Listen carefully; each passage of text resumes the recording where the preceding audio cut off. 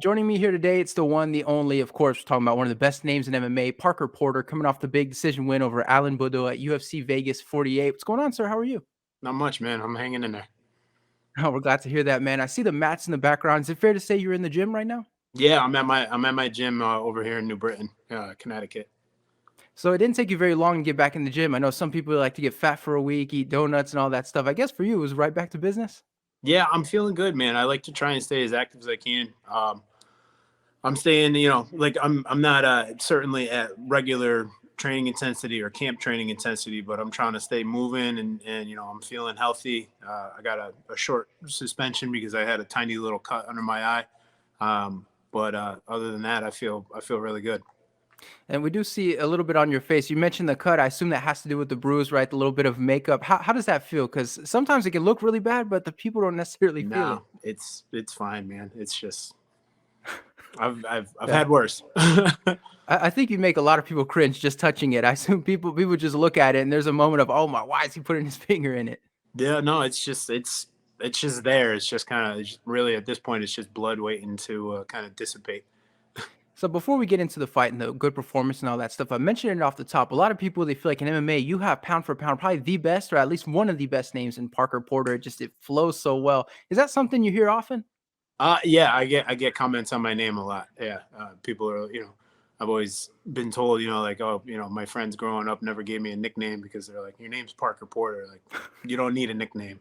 Like so Well, yeah. was there a story behind it? Like, were your parents trying to find something that worked together, or did it just so happen that that's the way it ended up? No, actually, my obviously my dad's last name is Porter, and my father's mother's maiden name was Parker, and my mom and my dad obviously both really had a good relationship with her, and from my understanding, that's where it came from. So it was my father's mother's maiden name. So yeah, it really is two last names put together. Yeah, and yeah, a lot of people they say that, right? It's like, oh, you have two last names. You literally have two last names, I and it do. works. That's the best part. So, do you have people that do people give you a nickname, or is it just do people always address you as Parker Porter? Like, it can never just be Park or Parker. It's got to be Parker No, I've Porter. I've never had a nick, other than like the usual, like, hey, big guy, or No. like something along those lines. I I never really had a nickname. Everybody, so a lot of times they mix it up and they'll call me Porter Parker, But for the most part, everybody's just called me by my name. All right, man. Let's talk about this fight a little bit. That makes it 3 wins in a row, man. And things seem to be going really well for you. What's been the key to that? Are you able to sort of pinpoint something on this win streak that's going well for you?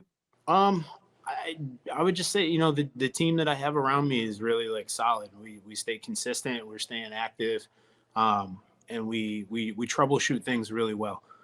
So whatever's working, we keep it, and whatever's not working, we fix it to make sure it is working or get rid of it entirely. And I think it's just I have a solid collaborative effort of everybody around me, all trying to help me get better. So I really think that that's the biggest thing. And as long as I've been doing this, I still feel like there's still a lot of stuff I have left to learn or perfect. So I don't really necessarily think there's any one particular thing that I can pinpoint it to, other than everything coming together in kind of like the perfect storm. Heading into this fight, obviously, you're taking on an opponent that had a lot of hype. I assume part of it has to be because he's training with guys like Cyril Gann and stuff like that. I mean, did you feel like this was a fight to really prove yourself, to prove like, you belong towards the top of the division? I did. To me, a fight's a fight, regardless of where the guy's ranked or what his record is.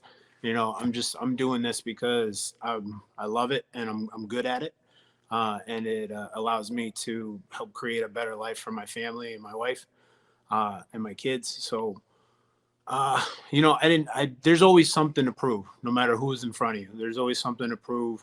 But I feel like I've really, with this, now having 3 fights in a row, with a win, I really feel like I've put the staple in the fact that like, yeah, I do belong here. I'm not just here on some kind of fluke situation, or like I got lucky against anybody. I came in against Dawkins on short notice, and that didn't go my way. But since then, I've been able to be prepared, and I'm not planning on going anywhere else anytime soon. Did you feel like you had a lot to prove after the Chris Dawkins fight? Because we see a lot of guys, they step up on short notice, and then not everybody's able to get their career back on track. Obviously, you're doing things the right way, but did you feel like you really had to prove that, like, look, I do belong here, and it's not just because of the short notice? Absolutely, I did. You know, that I put that pressure on myself, whether it was actually there or not. I made that pressure for myself because I knew that it would keep me focused and motivate me. And I've always been one to do better when I have pressure. You know, when everything's kind of like up in the air and there's no uh, deadline or goal in mind, I just kind of like drift around and get distracted and stuff. But when I have something to focus on and I put that pressure on myself, it's really when I get the most out of my training. Tell me a little bit about this fight. I know fighters are super critical of themselves, but how do you look back on your performance in this fight? Are you satisfied with it? I am, to the extent that we tried a different approach. We tried more wrestling, more grappling, trying to close distance more. Knowing that he's a bigger, longer fighter, and already having shown that I can stand up and I can strike, and I've got the cardio to go there. I was looking to try and get the finish, and unfortunately that escaped me. I feel like if I had like maybe another 30 seconds towards the end of the round three, I could have potentially gotten that finish that I was looking for. But um, yeah, that's basically it. I'm just trying to keep growing and trying new things. We felt like it was a good situation where I could try this different approach with stuff that I've been working on outside of my striking, and really showcase that I'm an all-around, well-rounded guy. There's obviously still plenty of room to improve on my grappling and my striking as well, but it's definitely not subpar. What did it make the victory a little bit bittersweet? You mentioned like you were pretty close to the finish. Like you obviously you're satisfied with the win, but there's that part of you that's like, damn, we were so close. Yeah, I was. Yeah, there's that part of me that's like I'm itching for that finish, man. I had I want to say like two decisions or three decisions maybe before I got to the UFC on my record, but now like I've got three decisions in a row, all of them unanimous, thankfully. So there's no real Yeah. uh, questioning that. But I'm looking for that finish. I'm looking to get that win, whether it's a knockout or a sub or a TKO or whatever it may be. I want that staple. You mentioned you thrive under pressure, but is that adding more pressure on you? Because we hear it from a lot of fighters, guys that are, really want that knockout or really want that submission. Is that extra pressure on you now looking for that first finish in the UFC? Um, it's pressure on me to perform better in the gym and work on things. As far as developing and when I'm in camp, it's not more pressure on me in the fight. I'm not going to go searching for something that isn't there. I try to let things happen as organically as possible. And we obviously come into each fight with a game plan and try to execute as well as possible. But my game plan for the Parisian fight and the Sherman fight was pretty much the same thing as this fight. I just didn't do it as well, and I got more comfortable with the striking. I felt more confident just standing and banging with the two of those guys. So I just went with that. So the big storyline at the event was, of course, there was the master of self-defense, Detroit's finest, the famous Dust guy, Dale Brown. He said he got to meet a lot of fighters and stuff. Were you able to meet, Detroit's finest?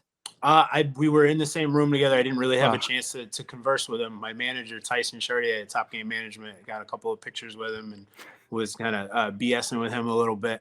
But I didn't have the chance to do so personally. Now.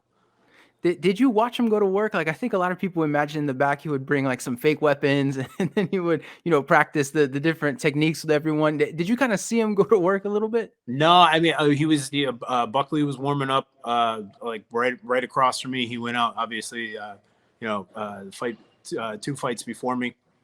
Um, and we saw him doing his thing, but there were no fake training weapons or anything like that to try and get him ready for that fight. How do you feel about it as a fighter? Because I feel like a lot of people are kind of skeptical of him. They saw the way he approached the fight and he was very respectful of everyone. So he kind of won some people over. How do you feel about him kind of looking at him doing those funky videos? Some of them make me laugh, and some of the techniques I'm kind of like, nah, I don't know about that one. I'm super skeptical of that. And then like other things, like seeing him in person, seeing how he is respectful and not trying to you know force anything that's not really there. I think he's probably a good guy, a genuine guy. I'd have to go experience training with him for myself before I could really give a comment on what I think of his actual training. He seems like a giant guy. Obviously, you're a heavyweight. How did you I know you weren't right next to him, but how did you size up to him? Like, is he as big as he looks on camera? Yeah, he's a thick guy. He's not as tall as I am, but Right. he's stocky. He's he's not somebody I would probably want to accidentally bump into if I didn't know what I was doing. Well, I think regardless, right? You probably twist your arm, take the hat off, use that as a weapon, right? Like, that's a Right? dangerous Yeah. man to be in Jab me in the around. throat with the brim of my hat or something. You know. Yeah, exactly. Let's get back to your career, man. 'Cause obviously, 3 wins in a row. You're in a position now where you can start calling the shots a little bit, figure out what's next for you. Have you and your team kinda sat down, figured out, what you wanna do with these next couple of fights? No, man. We're just like I said in my post fight interview. I don't have anybody to call out. I'm here to fight whoever they want to put in front of me. I've never been one to call anybody out as long as I've been doing this. I don't take things personal. I don't have any grudges towards anybody. Some people like to talk their smack and that's how they hype themselves up or do whatever they're doing. I don't really bite into that because I feel like it's too distracting and people get too caught up in that kind of stuff and it takes away from what you should really be focused on is the fight. Is that the only reason for not calling people out? Because we know some people they take it personal. Other people, it's more like, look, I want to call the shots and I want to fight someone above me. I mean, what's kind of the reason for not trying to call your shots a little bit? Um, I'm just a nice guy, man. I don't really have anybody to call out. I'm just here to do my job. I love to fight. That's my job. I'm a prize fighter. I'm a martial artist, and I just I don't know. Maybe I don't want to rub anybody the wrong way and have them take it personal and think that I'm some kind of asshole. Because I'm not. That's just not who I am. All right, so I have one last question for you. Normally, I tell people who they want next, but we just determined that's not going to happen. Realistically, when do you think we're going to see you fight again? Hopefully as soon as possible, man. Like I said, I feel really good. I'm already back in the gym, moving around, although it's not at the full intensity that I would like to, just to give my body a chance to rest and recover as best as possible. But I'm injury free, other than this small cut, which is already pretty much gone. And yeah, I would love to get back in there as quick as possible, man. I'm looking to hopefully fight 3 or 4 times this year. All right, well, hopefully it happens. Thank you so much for the time, man. I really appreciate it. Thank you. I appreciate it.